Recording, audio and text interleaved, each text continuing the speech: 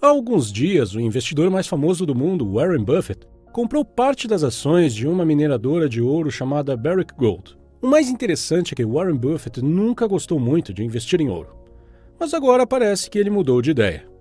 Isso levanta uma questão interessante. O que anda acontecendo na economia mundial? Por que grandes negociantes como Buffett e Ray Dalio estão começando a investir em mais ouro e prata? Nós também deveríamos seguir essa tendência? São essas perguntas que vou responder nesse vídeo, resumindo um artigo publicado por Ray Dalio chamado O Mundo Enlouqueceu e o Sistema Está Quebrado. Este artigo explica o quão crítica é a situação econômica atual e de que forma investir em ouro e prata pode te ajudar a sobreviver à iminente crise econômica mundial. Eu compro ouro e prata há quase 2 anos e acredito que todos deveriam fazer o mesmo para se proteger da estupidez dos governos. Você pode se perguntar como eu sei que esses metais terão um bom desempenho nos próximos meses e anos. Bom, é verdade que não tenho uma bola de cristal para ver o futuro, mas consigo olhar para trás e aprender com a nossa história. A história é uma bola de cristal. Quanto mais você estuda o passado, mais longe você consegue ver o futuro. O que está acontecendo agora não é novidade. A única diferença é que desta vez está acontecendo em escala global. A humanidade já viveu essa situação muitas vezes e sempre acabou com a vitória do ouro e da prata. Não há nenhuma evidência histórica que mostre que o papel moeda do governo tenha sobrevivido, mas ouro e prata sempre saíram vitoriosos. Vamos então ao artigo de Dalio para compreender nossa atual situação econômica e por que o ouro desempenha um papel tão fundamental nela. Vou ler os principais pontos e artigos e então explicarei um a um em uma linguagem simples. Primeiro ponto: dinheiro grátis. Dalio começa o artigo dizendo: o dinheiro sai de graça para aqueles que têm crédito, porque os investidores que emprestam o dinheiro estão dispostos a receber menos do que deram. Mais especificamente, investidores aceitarão taxas de juros muito baixas ou até mesmo negativas e não exigirão devolução em um futuro próximo. Fazem isso porque tem uma quantia enorme de dinheiro para investir, que lhes foi empurrado pelos bancos centrais.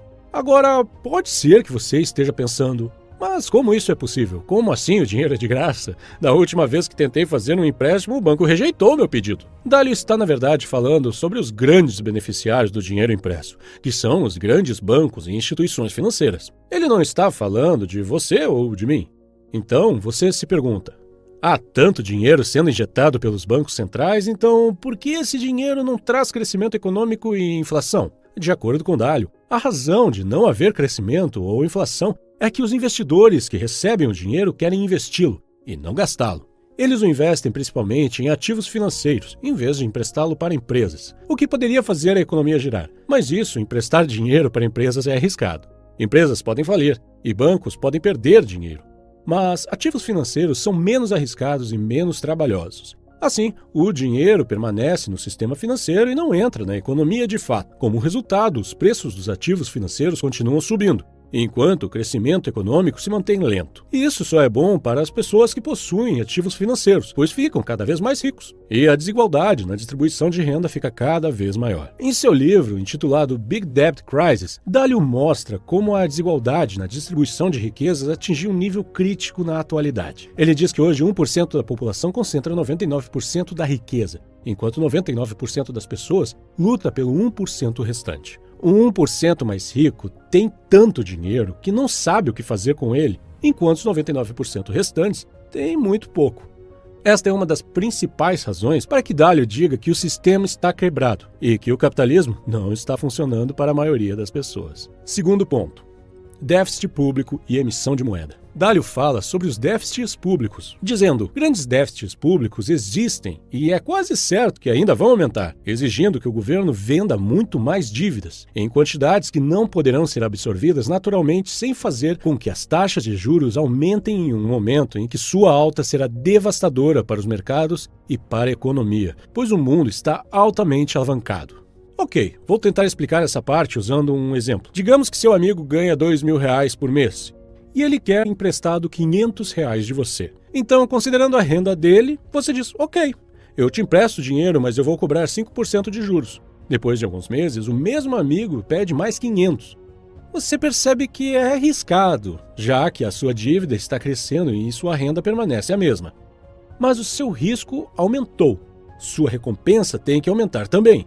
por isso, desta vez, você cobra 10% de juros sobre o empréstimo.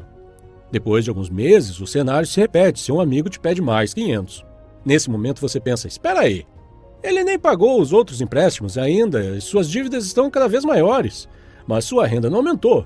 Agora então, ou você irá dobrar a taxa de juros para 20%, ou então você simplesmente não vai emprestar o dinheiro. De um lado, você, como investidor, precisa de um retorno alto se estiver assumindo um risco alto. Mas por outro lado, percebe como será ruim para seu amigo cada vez que as taxas de juros subirem? Quase todos os governos ocidentais estão em uma situação parecida com o seu amigo deste exemplo. No momento, vivemos em um período em que a dívida pública, a dívida do consumidor e a dívida corporativa estão muito altas, e o aumento das taxas de juros seria devastador para o mercado e para as economias. Você deve ter percebido que Dalio diz mercados e economias no plural, porque não é algo que acontecerá apenas nos Estados Unidos.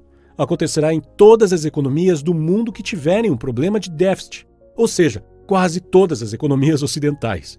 Por causa destes efeitos devastadores, o mais provável é que os responsáveis não permitam que as taxas de juros subam. Mas vimos no exemplo acima que para emprestar dinheiro para um cliente arriscado, as taxas de juros deveriam subir, ou seja, a recompensa deveria subir. Então agora pode ser que você diga, ok, se as taxas de juros não vão subir, então quem vai querer continuar emprestando dinheiro para o governo, que é um cliente muito arriscado? A resposta é fácil.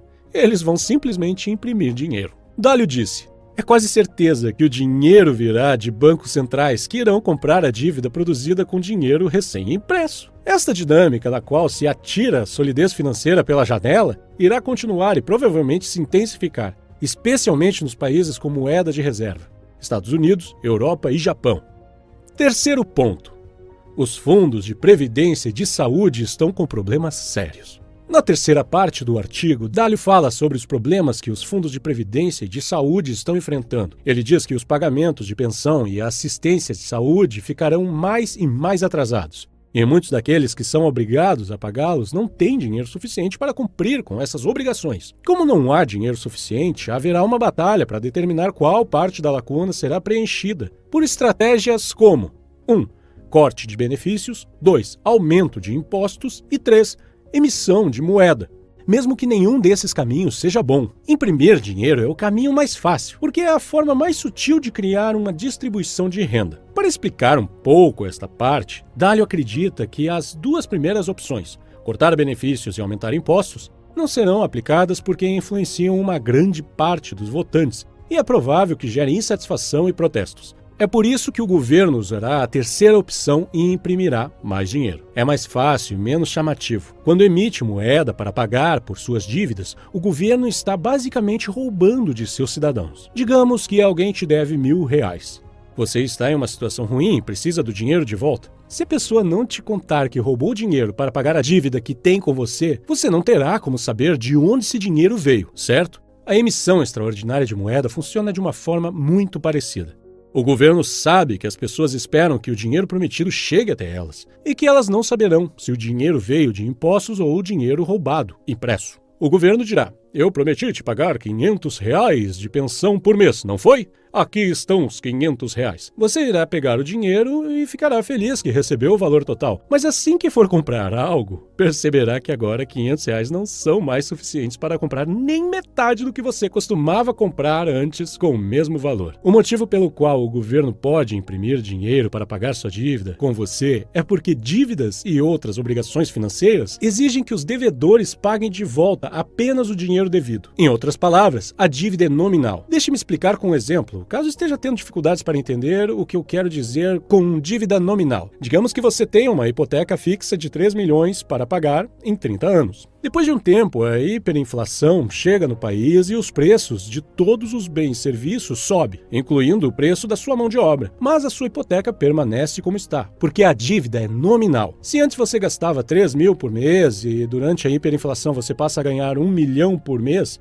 isso significa que em apenas 3 meses você será capaz de pagar sua hipoteca completamente. O banco basicamente acaba comprando uma casa para você. É claro que este foi apenas um exemplo simplificado e exagerado para uma situação econômica extremamente e bastante complexa. Minha intenção foi apenas mostrar como uma dívida permanece nominal e beneficia quem paga empréstimo quando há inflação. Hoje, os maiores devedores são os governos e os maiores responsáveis pela inflação também são os governos, o que significa que são eles quem mais se beneficiam com a inflação.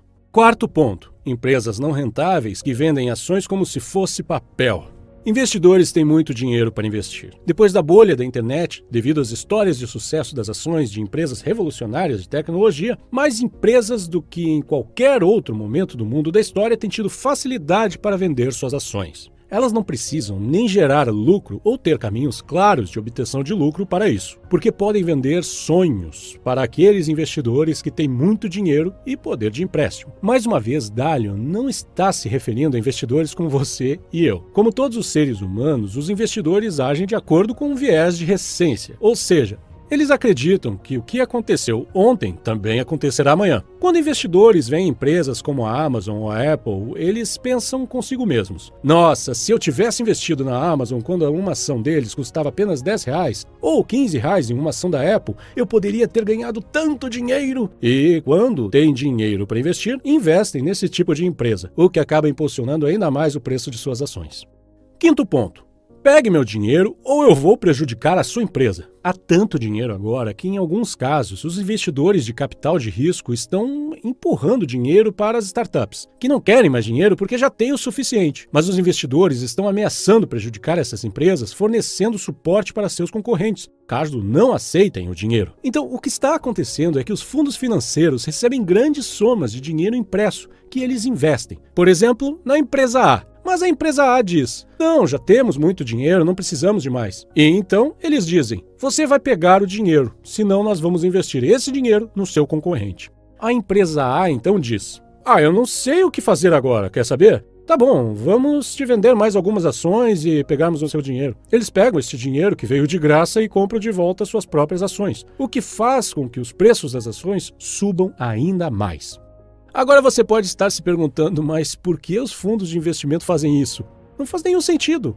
Faz sentido sim. Se você pensar no fato de que os investidores pagam comissão para os fundos e não vão querer pegar se o dinheiro não estiver investido. Além disso, fundos não podem ter uma grande soma de dinheiro em espécie. É por isso que Dalio diz que empurrar o dinheiro para investidores é compreensível, porque os gerentes de investimentos, especialmente os investidores de capital de risco e de capital privado, agora têm grandes montantes de dinheiro comprometido e não investido, e precisam cumprir as promessas que fizeram aos seus clientes e receber suas comissões. Finalmente, Dalio conclui o artigo dizendo: este conjunto de circunstâncias é insustentável e certamente não pode mais se estender como tem se estendido desde 2008. É por isso que eu acredito que o mundo está se aproximando de uma grande mudança de paradigma.